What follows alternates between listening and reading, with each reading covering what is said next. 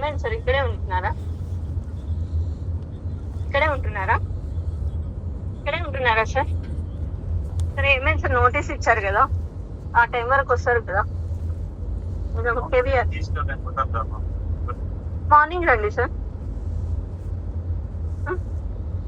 బయట ఉండేది వద్దు సార్, అలా వెళ్ళదు సార్. లేడీ ఉన్నాను నేను ఒకసారి ఫోన్ ఇవ్వు విజయ ఆయన ఫోన్ ఇవ్వమ్మ ఒకసారి. ఒక నిమిషం అన్న, శంకర్ అన్న మాట్లాడారు. ఇవ్వండి, ఫోన్ ఇవ్వండి ఒకసారి. హలో హలో హలో నమస్తే అండి. సార్, ఎవరండి? సిఐ గారా ఎస్ఐ గారా? మాట్లాడు.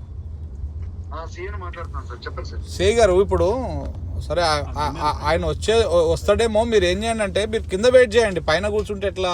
ఆమె లేడీ ఉన్నది, పిల్లలు ఉన్నారు కదా నైట్ టైంలో.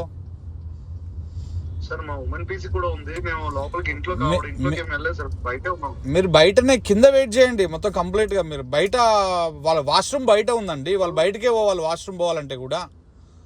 సార్, మీరు ఏం చెప్పారు? ఆయన ఉంటాడు సార్, ఉదయం వస్తాడు మీతో అన్నారు, కానీ ఎక్కడ లేడు, ఇక్కడ లేడు ఆయన.